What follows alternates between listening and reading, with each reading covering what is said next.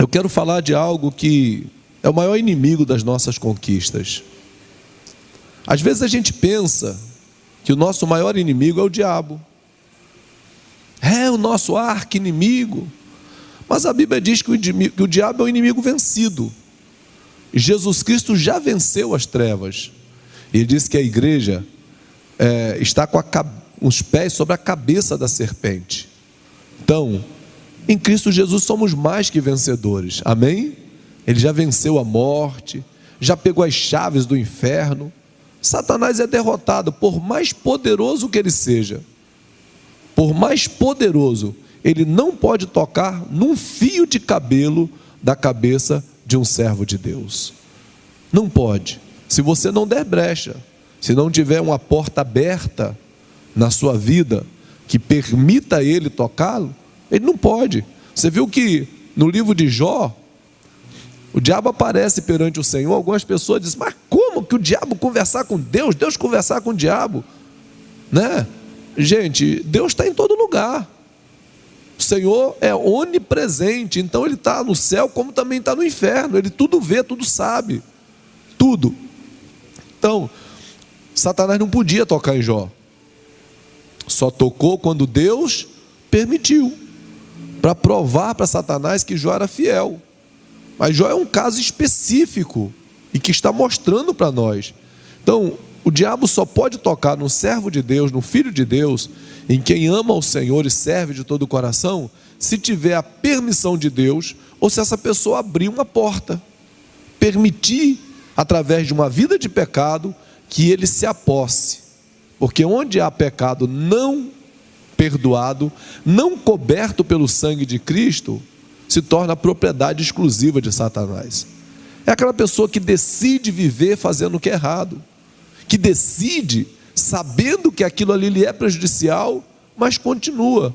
Então ele acaba permitindo a entrada de demônios. Aí crentes ficam demonizados. Mas crentes que estão na presença de Deus fiel, não, queridos, o diabo não pode tocar num só fio de cabelo da sua cabeça. Amém? Então não temos que temer o diabo. Eu não tenho que temer o inferno. Eu não tenho que ter medo deles. Eu tenho que temer a Deus. Ter temor do Senhor, de não cair, vigiar para que não caia. Mas temos um inimigo muito pior. Temos um inimigo que nos derrota facilmente, se permitirmos, que não é Satanás. Um dos nossos maiores inimigos é o medo.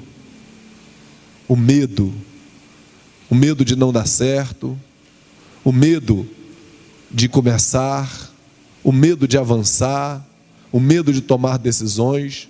Então o medo é o maior inimigo das nossas conquistas, porque o medo, ele paralisa a pessoa, ele paralisa a fé, ele destrói a confiança. Mas você pode dizer assim: apóstolo, mas tem alguém que não tem medo? Não, todos têm medo. Eu tenho medo, você tem medo, seu vizinho do seu lado tem medo. A diferença que destaca os vencedores daqueles que não vencem, porque me incomoda chamar alguém de derrotado. Vocês não são, todos vocês são mais que vencedores. Só não toma posse da conquista que você tem. A diferença não é ter medo ou não ter medo. A diferença é o que você faz com o seu medo. Porque medo todos temos. Nós somos atacados na nossa alma. Semana passada eu ministrei aqui sobre alma, né? E nossa alma é suscetível àquilo que pensamos. Oh, queridos, eu gosto de caminhar, né? Às vezes vou para a mata e andar dentro da mata. Eu gosto da natureza. E é tão engraçado que na minha cabeça não passa pensamentos ruins. Mas um dia desse, caminhando, eu fiquei imaginando se aonde eu estava passando não tinha uma cobra. Aí eu falei: rapaz, a gente encontra tanta cobra às vezes por aí, né? Essas do mato não são tão perigosas não, as da cidade são mais. Mas aí eu fiquei pensando assim, na hora que eu comecei a pensar e eu vi um matinho mexer, meu coração fez tup, tup, tup. era um camaleãozinho, correndo. E eu pensei, o que o medo faz com a gente? Aí eu falei, não, é tudo camaleão. Não tem uma cobra aqui no meu caminho. E nunca fui picado por cobra. Já me deparei com cobra no meio do mato. Nunca me assustei. Porque aquilo que ocupa o seu pensamento define o seu sentimento. Aí, se você pensar assim, meu Deus, se eu sair daqui hoje, está tão perigoso isso. Manaus está tão perigoso. Você começa a pensar em coisas ruins. E você começa a ser assaltado. E perde a sua confiança. Eu tenho encontrado pessoas com o que os médicos chamam de uma doença chamada síndrome do pânico. Pessoas que têm medo de sair de casa. Imagine vivendo num outro lugar. A semana passada eu estava no Rio de Janeiro. E eu morei lá tanto tempo, irmãos. Andei por aquelas ruas da Central do Brasil, Largo do Machado, Glória, Catete. Lugares perigosíssimos. Hoje, naquele tempo já era. Nunca fui assaltado. E eu andava confiante por causa de nunca ter sido roubado. Mas eu vi tanta coisa acontecendo que esses dias eu estava lá dando um gabinete nos fundos da igreja. E eu ficava vigiando. Se viesse um motoqueiro, quando eu vi um motoqueiro, eu já ficava espreitando para ver, porque estão roubando carros, matando pessoas. Muitas notícias não saem no jornal. Aí a gente vê que o medo assalta o nosso coração. E sabe o que faz com a gente? Quando você começa a pensar em coisas ruins e te dá medo, seu coração dispara, você sua frio, a mão de alguns fica molhada. É o medo. Esse medo ainda não é o pior medo. Oxe, apóstolo, não é? Não, não é não, querido. Apesar que ele também escraviza. O medo faz uma pessoa ficar escravo, amarrado numa condição inferior, uma condição que Deus já nos tirou dela. Aí quando eu começo a pensar, não, mas eu tenho Deus comigo. Não, o Senhor é comigo. O Senhor disse que 1000 cairão ao meu lado e 10.000 à minha direita, e eu não vou ser atingido. Deus não está dizendo que ia me livrar do tiroteio, mas está dizendo que vai me livrar no tiroteio se precisar. Ele não disse que vai me livrar de uma fornalha, não. Mas ele disse que se eu tiver que passar pela fornalha, ele vai estar comigo lá dentro. Então, quando eu entendo isso, eu começo a trabalhar a minha alma para vencer os medos, para vencer os medos que me assolam. E como é interessante, como é que o medo faz a alma da gente, sabe, mergulhar em pensamentos ruins. Está um surto de sarampo no norte e também no Brasil. Se a gente pensar assim, de meu Deus, eu não posso ir onde tem muita gente, não sei o quê, porque eu não sei. Mas a palavra de Deus diz: não temerás a peste perniciosa, nem o espanto noturno, nem a seta que voa de dia, nem a mortandade que assola ao meio-dia. Então, como é que eu venço o meu medo? Ocupando a minha alma com palavras de vitória. Ocupando a minha alma. É necessário crer que Deus está conosco, irmãos, e que com Ele nós podemos vencer todas as coisas. A Bíblia existe tantos exemplos de homens que decidiram crer e fizeram a diferença. Homens que fizeram obras grandiosas, mas que eram homens comuns, como eu e você, que eram pessoas que tinham os mesmos medos. Quando eu olho para Elias, meu Deus, que homem, que profeta foi Elias. Elias está sentado em cima do monte, aí chega um capitão com 50 soldados, abusado, e diz: homem de Deus, desce depressa que o rei mandou te pegar, te levar para lá. Elias sentado diz: bom, se eu sou homem de Deus mesmo, então desça fogo do céu e consuma a ti e os teus 50. E o que aconteceu? Desceu fogo do céu. Elias continuou sentado. Vem mais um capitão com mais 50. Deve ter visto lá o outro capitão que tudo virou churrasco, tudo torrado ali, e faz a mesma coisa. E diz: nome de Deus, desce. Ele deve ter pensado: o fogo já caiu, já acabou o poder. E Elias repete as mesmas palavras: se eu sou homem de Deus, desça fogo do céu, consuma a ti e os teus 50. Aí vem o terceiro, e o terceiro diz: homem de Deus, peço-te, seja preciosa a minha vida aos teus olhos. Eu não quero morrer igual a eles, mas eu tenho que obedecer o rei, e o rei mandou te buscar. O que eu digo para o rei? Aí Elias olha e diz: com você eu vou. Elias era assim. Mas aí depois eu vejo que Elias era um homem sujeito às mesmas paixões que nós. Um homem que teve depressão, um homem que teve medo. Porque no livro de Tiago 5,17 diz assim: Elias era homem sujeito às mesmas paixões que nós, e orou com fervor para que não chovesse, e por 3 anos e 6 meses não choveu sobre a terra. Não choveu. Elias orou para não chover, e não choveu. Como não choveu, começou essa seca, essa estiagem, começou a faltar alimento. As pessoas começaram a padecer. E então Deus disse para Elias: retira-te daqui. Está no livro de 1 Reis 17, do 1 até o 7.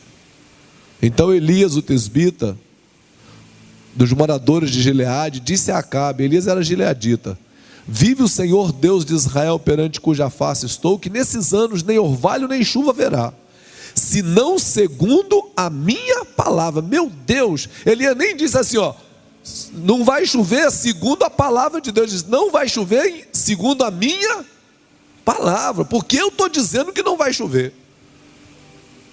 Aí depois dele veio a palavra do Senhor a ele, dizendo: retira-te daqui e vai para o oriente, esconde-te junto ao ribeiro de Querite, que está diante do Jordão, e há de ser que beberás do ribeiro da fonte, e eu tenho ordenado aos corvos que ali te sustentem. Olha que coisa. Foi, pois, fez conforme a palavra do Senhor, porque foi e habitou junto ao ribeiro de Querite, que está diante do Jordão, e os corvos lhe traziam pão e carne pela manhã, como também pão e carne à noite, e ele bebia do ribeiro. Eis que passados dias o ribeiro se secou, porque não tinha chuva sobre a terra. Veja a intervenção divina, o milagre de Deus. Deus disse: vai lá para aquele ribeiro e fica ali. E como não tinha comida, os corvos traziam alimento para Elias, traziam comida para ele, pão e carne. Corvo é carnívoro, irmãos, e não comia a carne de Elias. Trazia pão e carne de manhã e de noite, as 2 refeições principais, e Elias ia bebendo da água da fonte que tinha ali. Só que a fonte foi se secando. Aí Deus mandou ele para lá, e a fonte começou a secar. Sabe quando a nossa fonte começa a secar e a gente não sabe o que fazer? Às vezes a gente passa por isso. A gente vê a fonte se secando, a fonte da nossa provisão, uma empresa que vai secando a fonte, um trabalho que não dá mais lucro, não dá mais dinheiro, uma venda que não acontece mais, e a fonte vai se secando.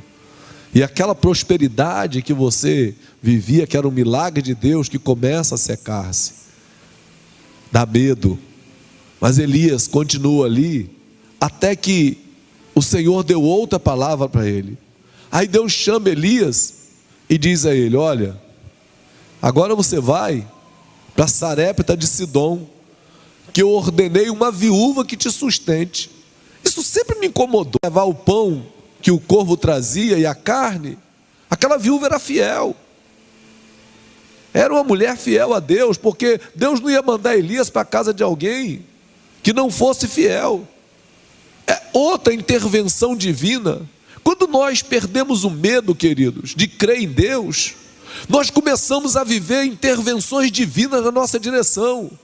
Nós começamos a viver milagres de Deus, que são verdadeiras obras, sabe, do sobrenatural de Deus. Deus não precisa de agir no natural. Ele é Deus. Ele pode fazer o milagre que você precisa na hora que você precisa. Você só precisa perder o medo de crer nele, o medo de avançar, o medo de fazer o que é a vontade dele, o medo de ser fiel, o medo de faltar. Precisamos entender que o maior inimigo da nossa conquista é o medo. Medo de começar um negócio, medo de mudar de atividade, medo, porque a gente tem medo de não dar certo, de ir e não dar certo. Mas às vezes a fonte que Deus deu para a gente, que foi Deus que deu, seca. Deus não podia fazer um milagre e a água continuar saindo? Sim ou não? Sim, mas a fonte secou. E a pessoa fica naquela fonte ali o tempo todo. Secou. Tem que buscar a Deus para saber o que fazer. E Deus vai para Sarepta de Sidom, que eu ordenei uma viúva que te sustente. Ele chega lá na Sarepta de Sidom, e quando ele vai passando, ele vê a viúva catando lenha, catando gravetos. Ele é o Senhor. Por que Deus mandou Elias para a casa daquela viúva? O correto, na minha ótica, seria que Elias chegasse lá com a cesta básica. Ó, Deus mandou aqui trazer comida para você. Elias era um profeta corajoso em muitos aspectos, mas eu quero chegar ao ponto de mostrar aquilo que lemos em 1 Coríntios 5,17, que ele era um homem sujeito às mesmas paixões, Tiago 5,17, perdão, as mesmas paixões que nós. Elias olha para aquela viúva e diz: traz um pouco de água para mim. Ah, traz também um bolo. A mulher para.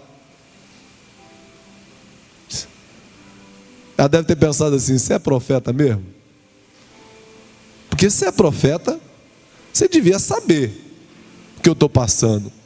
Ela disse: vive Deus, vive o Senhor, que eu não tenho o que comer.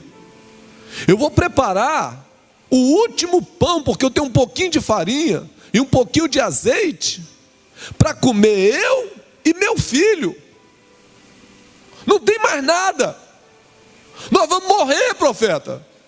E Elias olha e diz assim: vai lá, faze do jeito que você está falando e traz para mim, para eu comer primeiro. Isso é muita coragem, irmão. Isso é coragem profética. Seja muito bem-vindo, amigo. Traz para mim. O que eu quero te mostrar nessa noite é que nós não temos que ter medo de crer na provisão de Deus. Deus manda Elias para um ribeiro e diz: fica ali, bebe. E Deus mandava corvo levar comida. Ou seja, uma intervenção divina direta. E o ribeiro secou. Mas não foi Deus que mandou para o ribeiro? Foi. Não foi Deus que disse que ia ter água no ribeiro? Foi. Mas às vezes Deus manda a gente para um lugar que depois acaba. E quando acaba é hora de mudar. Diga: hora de mudar. Aí é que eu quero dizer para vocês: as pessoas têm medo de mudar, medo de mudanças, e às vezes insistem em coisas porque tem medo de crer, medo de não dar certo, medo de o milagre não acontecer. Acabou, Deus fala para Elias: vai para Sarepta, e Elias vai. Elias era um homem como nós, sujeito às mesmas paixões. Depois Elias desafia os profetas de Baal, 450, os profetas de Acera, 400, convoca todos eles e diz: se Deus é Deus, Deus vai responder com fogo. Se Baal é Deus, Baal vai responder com fogo. Então Elias era esse homem que orava, fogo descia, que orava, a fonte abria, que Deus cuidava dele, porque Elias era corajoso. Mas como pode? Às vezes, queridos, a gente pensa que a gente é muito corajoso e que nunca vai passar por situações de medo, que é o que eu quero compartilhar com você nessa noite. Elias ora, todo mundo conhece a história, desce fogo do céu, ele acaba com os profetas de Baal todo. A notícia chega para Jezabel, ela diz: avise ele que amanhã ele vai estar morto. E o que Elias sentiu? Diga: medo. Como é que um homem tem coragem de encarar 450 feiticeiros, mais 400 de outro feitiço, orar e descer fogo do céu, e depois temeu? Eu entendo que depois de uma grande batalha, nós ficamos meio que debilitados emocionalmente. Elias fica deprimido.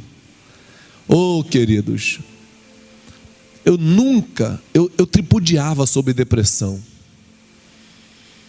Eu tripudiava. Eu dizia: isso não é coisa de homem, depressão é coisa de frouxo, apóstolo Marcelo. Homem não tem, até o dia que eu fiquei deprimido.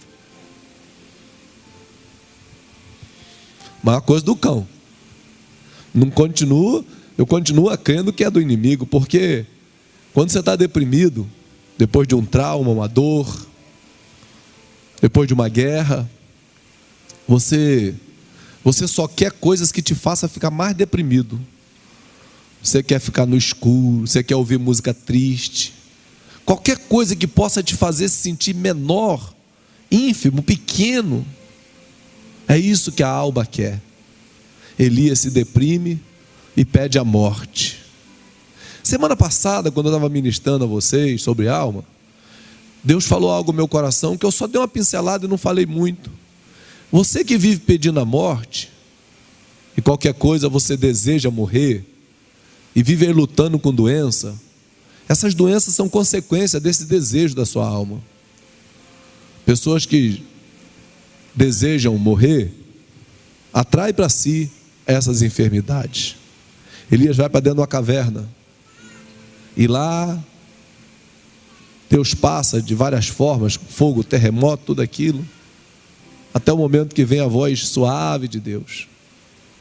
Como Elias desejou morrer, queridos. Cansou-se. Sabe o que me chama a atenção também? É que Deus não restaurou Elias, não. Deus podia trazer ele para fora da caverna e dizer: Elias, meu filho, eu sou o teu Deus, volta de novo e vai. Deus disse: Elias, você não quer mais não? Está cansado, meu filho? Então faz o seguinte: unge Azael, rei da Síria, unge Jeú, rei de Israel, unge Eliseu como profeta, que eu vou resolver a sua vida. Elias era muito amado. Mas o que eu quero compartilhar com você nessa noite é que nós precisamos vencer os medos do nosso coração. Não só o medo simples que eu comecei aqui dizendo, mas os medos que nos paralisam, que nos impedem de avançar, nos impedem de crer num poder divino, num milagre, numa intervenção de Deus. Nós somos amados por Deus, irmãos, e nada acontece por acaso na nossa vida. É por isso que a Bíblia diz: o verdadeiro amor lança fora todo medo. Quando eu creio que Deus me ama, Ele tem cuidado de mim, ainda que todas as portas pareçam que estão fechadas, não se preocupe, Ele tem uma porta aberta para você. Você só precisa crer nele. Eu não acho que Elias orou pedindo: Deus, manda corvo para me alimentar. Eu não acho que Elias orou para isso. Ele apenas creu. Crer para vencer o medo é descansar no Senhor, é descansar na bondade dEle, na vontade dEle, é descansar que Ele tem cuidado de nós, que Ele cuida de nossas vidas, é descansar que o amor dEle por nós é tão grande que Ele não vai nos deixar perecer. Esse é o descanso que aqueles que amam a Deus entram nele. Não é ausência de guerras, não é ausência de problemas, não é ausência de contra-ataques ou de ataques, não, queridos, não é. Não é ausência de fornalhas, não é ausência de covas de leões, mas é a presença de Deus. Esse é o verdadeiro amor que lança fora todo medo. Esse é o amor que suplanta o medo que às vezes assola nosso coração. Medo das coisas não darem certo. Em quem você confia? Se você confia no seu braço, na sua força, na sua capacidade, no dinheiro que você tem, ou na saúde que você tem, você vai perecer. Você vai perecer. Porque por mais que você tenha dinheiro, ou seja forte, ou capacitado, a Bíblia diz que o homem que confia no homem, no seu braço mortal, vive amaldiçoado. Mas os que confiam no Senhor são como os montes de Sião. Não que eu ordenei uma viúva que te sustente. Que abalo é esse? O medo sempre me incomodou. A notícia ruim vem, os ataques vêm, mas você não se abala. Por quê? Porque você confia no amor que Deus tem por você. Dizer eu tenho fé em Deus, a gente criou uma fé mística. Sabe, se eu tiver fé eu vou transportar. Não. Quando eu creio nesse amor, eu descanso nele. Sabe como é isso? Eu sei que Deus me ama. Eu sei que Ele me ama. Então, se essa porta aqui fechou, Ele tem uma outra melhor para mim. Vai abrir. Se essa fonte secou, Ele tem outro lugar de sustento para a minha vida. É nisso que nós temos que nos apegar. Esse é o verdadeiro amor que lança fora todo medo. Tem pessoas que vivem tão desesperadas, não entram no descanso. Como é bom descansar no amor de Deus. Ele nos ama. Ele não precisa provar isso mais. Ele não precisa provar para nenhum de nós que Ele nos ama. Esse verdadeiro amor que lança fora todo medo do nosso coração é que nos faz viver os milagres. Quantos querem viver milagres de Deus? Ah, queridos, como é bom viver assim. Como é bom viver na provisão de Deus. Como eu disse antes, não tenha medo de mudanças. Não tenha medo de fontes que secam. O Deus que fez sair água da fonte é o mesmo que fez o corvo trazer a comida. É o mesmo que vai te mostrar o caminho e vai dizer, vai para lá, que lá está a sua provisão. Vai para esse caminho, que nesse caminho está a sua provisão. Esse é o meu Deus, é o seu Deus, é o Deus que nos salvou. E nós podemos confiar nele. Podemos buscar a sua face e descansar nele. Tem pessoas que fazem da oração uma verdadeira guerra. Entra numa guerra com Deus. Ó Deus, o Senhor tem que fazer, Deus. Ó Deus, faça. porque o Senhor prometeu. Encosta Deus na parede, parece que pega o Deus pelo colarinho assim, sacode ele lá assim e diz: faça! Eu prefiro outro jeito. Eu prefiro dizer: Senhor, se tem uma coisa que eu acredito é que o Senhor me ama e que o Senhor tem cuidado de mim. Querer ser perfeito para o Senhor me amar é impossível. Nunca vou atingir, você nunca vai atingir a perfeição para ser amado, nunca. Aceite-se. Aceite suas fraquezas, suas falhas. Ih, querido, eu tenho tanto. Oh, se tem. Mas uma coisa eu sei: Ele me ama. Ele te ama do mesmo jeito. Creia nele. Descansa nele. Ei, vai dar tudo certo. No final, dá tudo certo. Você olha para trás assim, você vê quantas guerras você já passou, quantos momentos difíceis você já passou, e Ele te sustentou. Por que Ele vai te abandonar agora? Se você abandoná-lo, aí é você que foi. Mas enquanto você está perto dele, acredite, vai dar tudo certo. A porta que você precisa, Ele vai abrir no lugar certo, no tempo certo, na hora certa. Eu só preciso descansar nele. Agora veja, se a fonte secou, pergunta para ele, porque às vezes você tem que mudar. Ficar aí num ribeiro seco, mas foi Deus que abriu essa porta, foi, mas fechou. Mas a porta que Deus abre ninguém fecha, mas Ele fecha e abre outra, e fecha e abre outra. Todas as portas que Deus fechou na minha vida é porque o tempo acabou. E eu fiquei chateado, triste, irmãos.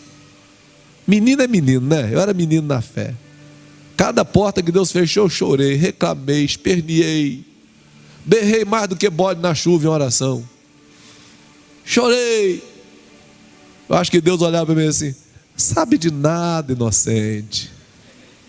Vai, prossegue aí. O Senhor fez isso. Deus vai. Aí depois, meu Deus, que porta que o Senhor abriu. Eu disse: está vendo? Aí depois aquela porta fecha de novo. Meu Deus, é o diabo. Não é não. Não é não. É Deus. Porque se Ele não fechar essa bendita portinha, você nunca vai entrar pela porta grande que Ele tem na sua vida. Eu não sei você, mas se Deus deixasse, eu estava até hoje num lugar chamado Lago dos Peixes, Austin, Rio de Janeiro, cruzando tiroteio e pedindo bandido para poder passar. Ia estar lá. Ele fechou a porta. Fechou aquela porta e me mandou para um lugar mais perigoso ainda, onde os bandidos cortavam a orelha de quem matava, botava na cachaça e bebia cachaça, com a orelha suja. Quando ele fechou essa porta também, eu falei: meu Deus, por que isso? Eu vim parar aqui. Que porta que Deus abriu aqui? Eu falei: meu Deus, isso não é porta não. Isso é beco. Não é não. Olha que porta linda que Deus abriu. E se um dia Ele fechar essa para mim também, querido, pode ter certeza que Ele vai abrir uma outra muito maior. Porque Ele nos ama. Ele ama você. Ei, tenha isso no seu coração: Deus te ama. E Ele cuida de você. Descanse nele. Se entregue o seu caminho a Ele. Confia nele, Ele tudo. Só que Ele faz do jeito dele. Onde que eu imaginar, se eu estou no lugar de Elias, que a fonte seca, que o corvo para de trazer comida e Deus diz: vai para a casa de uma viúva. Primeira coisa que eu ia pensar, eu disse: qual é a viúva mais rica que tem em Sidom? E Elias está indo, passa na frente de uma casa pobre, uma viúva preparando para morrer. Aquela mulher disse: hoje é a minha despedida da vida, vai morrer eu e meu filho, vamos fazer um bolinho, nós vamos comer e vamos morrer, porque não tem mais nada. Aí aparece um profeta e diz: ô viúva, Deus... Ele diz: morre se você quiser depois, primeiro faz o bolo para mim. E depois que você fizer o bolo para mim, não vai faltar azeite na botija, nem farinha na panela, até o dia que Deus fizer chover e que não precisar mais de milagre. Eu me lembro de Po Yang-Shu. Ele conta no livro dele, a maior igreja do mundo, 800 e poucos mil discípulos. Ele conta que um dia ele subiu no prédio da construção da igreja e pensou: vou me jogar daqui, vou me matar, dívida até o pescoço, angústia no coração. Ele diz: Deus, o Senhor me botou nessa fogueira, o Senhor me abandonou, eu vou me matar. Aí a igreja, quando soube da depressão, meu Deus, como é que um homem daquele tem depressão? Soube da angústia dele, a igreja reuniu. A Coreia tinha passado por uma guerra com o Japão, estava todo mundo na miséria, pobreza mesmo, e ele pensando em morrer. A igreja reuniu e disse: não vamos deixar nosso pastor sozinho não, vamos nos juntar a ele. Aí as pessoas começaram a doar coisas que ainda tinha, por menos que fosse. Aí chega uma velhinha com 2 hashi, que é aquelas varetinhas, e uma espécie de gamela onde comia o arroz. E ela chega, a viúva, e diz assim: pastor, eu quero doar, isso é a única coisa que eu tenho, pastor, esse hashi e essa, vou falar cuia para a gente entender bem nosso amazonês. Aí ele olhou e disse: eu não posso receber isso da senhora, irmã. Ela disse: pastor, é só o que eu tenho. Ele disse: irmã, eu não posso aceitar isso. Ela chorando disse: pastor, será que eu sou tão pobre, tão miserável, que o senhor não pode aceitar nem o que eu tenho? Aí um homem empresário da igreja, um dos poucos que tinha, falou: pastor, eu quero comprar esse hashi e essa cuia. Vamos falar de dinheiro de hoje? Ele disse: eu dou 200 mil. E ali Deus mostrou para ele: às vezes você espera que seu socorro venha de um parente rico, venha de alguém muito próspero, venha de alguém que tenha muita coisa. Não, que Deus é Deus. Deus não precisa de ninguém, Deus é Deus. Ele manda corvo levar sanduíche, ele abre fonte e deixa água, e quando não tem mais água na fonte, ele diz: vai lá que eu tenho uma viúva para te sustentar. E Deus prosperou aquela casa. Sabe por quê? Porque Deus nos ama. Acredite nesse amor, descansa nesse amor, faz dessa confiança nesse amor sua torre forte, seu castelo. Na hora que tiver tudo ruim para o seu lado, se refugia nesse amor e diz: Deus, ainda que a figueira não dê fruto, não haja fruto na videira, não tem ovelhas no curral, todavia me alegrarei no Senhor, que é o Deus da minha salvação. Eu continuo acreditando que o Senhor me ama. Esse é o refúgio secreto, queridos. Aí, se você tiver um tambaqui sem espinha para comer, você come. Se você tiver 2 salsichas, você come com alegria. Não é porque tem tambaqui num dia e no outro dia só tem bife do olhão que você vai ficar triste. Deus me ama. Deus me ama. Esse amor sustenta e lança fora todo medo. Amém? Amém ou não amém? Eu quero orar por vocês. Quero aproveitar a presença desse homem de Deus para orar por vocês também, apóstolo Marcelo, que é um amigo chegado, mais chegado que irmão, em quem eu tenho plena confiança na sua sinceridade, na sua santidade. Quem quer uma oração nessa noite? Fica de pé então, por favor. Vou pedir ao apóstolo Marcelo para orar por nós. Descanse nesse amor. Olha para o seu irmão que está do seu lado e diga: ei, ele te ama. Descanse nesse amor. Que surpresa maravilhosa. Descanse nesse amor. Oh Deus de amor. Oh Deus de amor. Foi o Senhor quem disse: vinde a mim, todos vós, cansados e oprimidos, e eu vos aliviarei. E foi o Senhor mesmo que nos deu um modelo bíblico que podemos descansar. Foi o Senhor que estabeleceu caminhos extraordinários, situações incomuns, iniguais, como da a viúva e o profeta.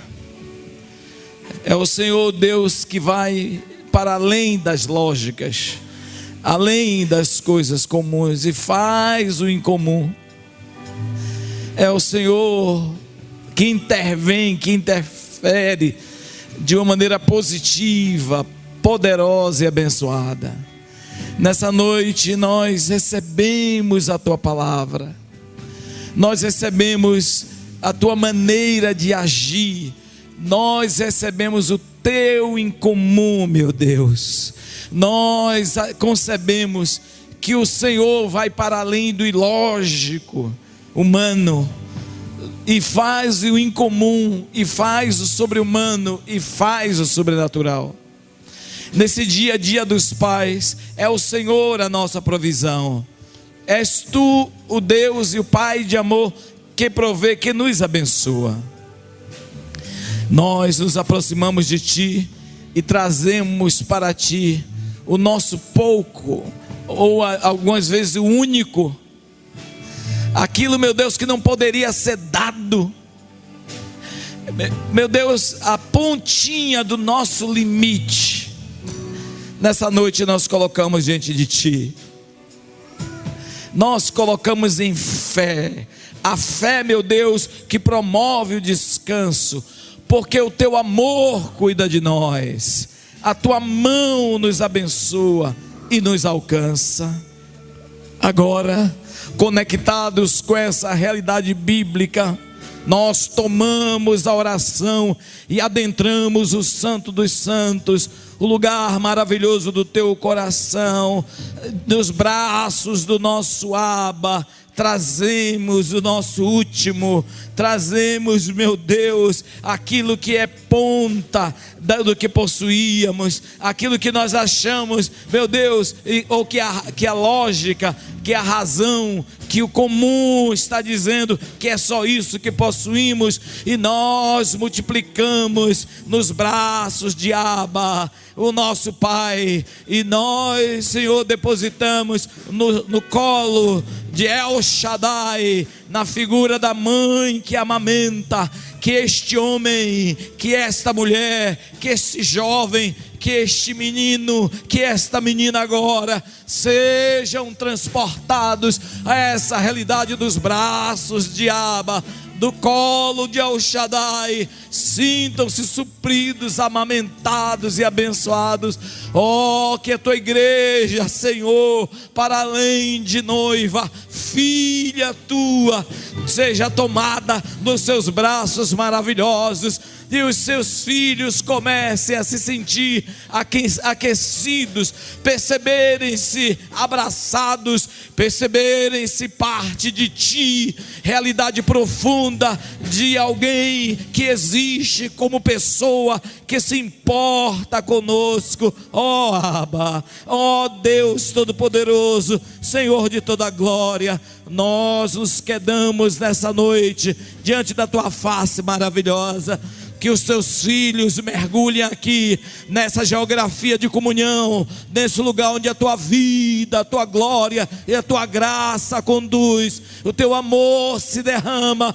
Percebam-se acolhidos em ti e possa ver nos braços do Pai, nos braços de Abba, no colo de El Shaddai, a mãe, a figura daquele que amamenta, que dá vida, oh meu Deus, e sintam-se renovados, abençoados. E à medida que a tua palavra é regada na unção da oração, e o teu Espírito se move aqui, oh, que cada um seja transportado, que a mente seja invadida, que o ilógico divino, que aquilo para além do natural humano, que a métrica divina vai sobrepor, meu Deus, a lógica humana, que a realidade divina abraçará e fará. Eu quero poder ouvir agora de vidas que foram arrebatadas por essa realidade divina de um Deus que está aqui, de uma palavra que nos instrui, profética que nos liberta, que lança fora o medo, que lança fora o cansaço, que lança fora o enfado, que lança fora a desistência. Oh meu Deus, que os tempos são mudados e a contagem muda por causa da tua provisão. Louvado, glorificado, engrandecido seja o teu nome. Nós dizemos sim à tua palavra nessa noite. Nós vamos descansar na tua previsão, nós vamos abraçar o teu ilógico, o teu sobre-humano, o teu sobrenatural. A nossa lógica se calará diante da tua realidade poderosa e abençoada. Nós jamais seremos o mesmo. E que os seus filhos, a tua igreja comece, Senhor, a mergulhar nessa realidade pelo teu Espírito. A tua unção os alcance, a tua graça promova fortalecimento, vida, graça, profunda comunhão. Porque tu estás aqui, Senhor. Porque tu estás aqui. Tu és o Deus de Elias, o Deus de Eliseu. Tu és o Deus de Jesus. Tu és o Deus dos discípulos. Tu és o Deus de Canuto, Esther. Mas tu és também o nosso Deus. Tu és o meu Deus. E nessa convicção, Adonai, nós abraçamos o Senhor e recebemos o seu cuidado maravilhoso. Nossas vidas estão em tuas mãos e nós descansamos no Senhor, o Deus da nosso suprimento, o nosso Pai que nos ama. Bendito seja o seu nome para sempre. Amém, amém, aleluia. Bendito seja seu nome maravilhoso e santo. Glória a Jesus.